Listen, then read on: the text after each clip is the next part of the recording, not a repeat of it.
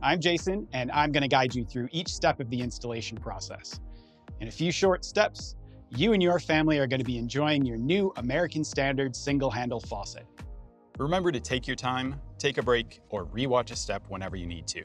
If you need additional information, you can always refer to americanstandard.com or call our customer service line. Before we begin, I like to make sure I have everything that I will need organized and within reach. I find this helps make the install as smooth as possible. At this point, you can remove all contents from the package and lay them on a flat surface nearby. You'll want to double check that all required pieces are included. Gather all the required tools and keep them in your work area. While not required, I like to keep some old towels or rags around. You might need them to catch some water or for a quick cleanup when removing the old faucet. Since we're going to be working under the sink, a small flashlight is useful too. If you haven't done so already, make sure you turn off the hot and cold water supply. Okay, so with our prep work complete, it looks like we're ready to start.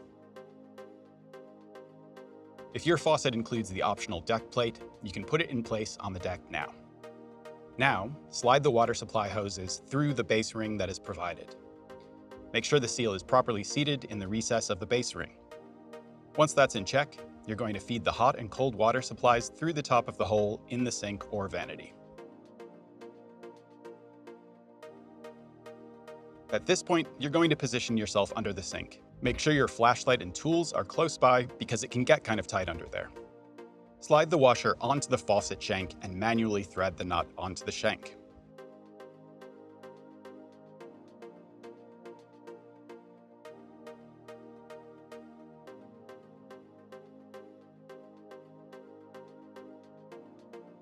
Now carefully come out from under the sink.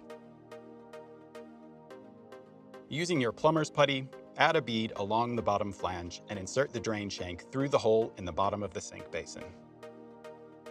Now, going underneath the sink again, slide the rubber gasket onto the drain shank, followed by the metal washer. Manually thread the mounting nut onto the drain shank and hand tighten it.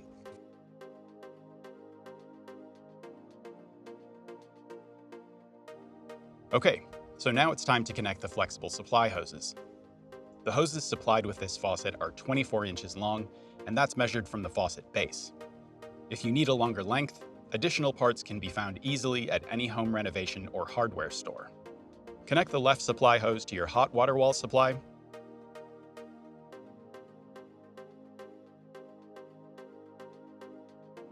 and you guessed it, the right supply hose to your cold water wall supply.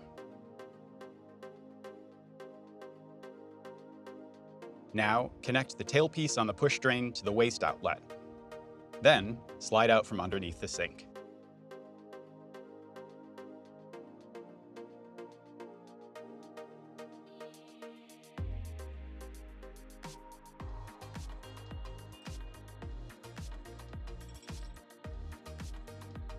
It's recommended that the aerator be removed, so you can flush the water line to ensure that there is no debris clogging the faucet. To complete this optional step, you can move the faucet handle to the off position, then remove the aerator by using the included aerator key.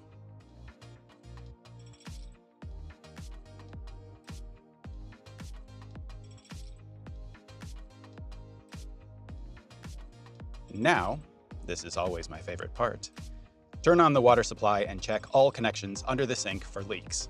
You may want to have some of those towels handy, just in case.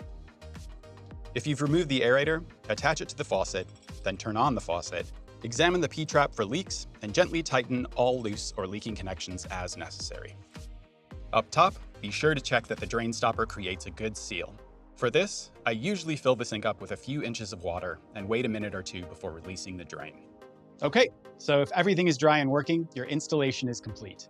Just a little cleanup, and then you're ready to enjoy the everyday beauty and function of your new American Standard faucet. And remember, if you have any questions or you need additional information, you can always visit americanstandard.com or call our customer service line.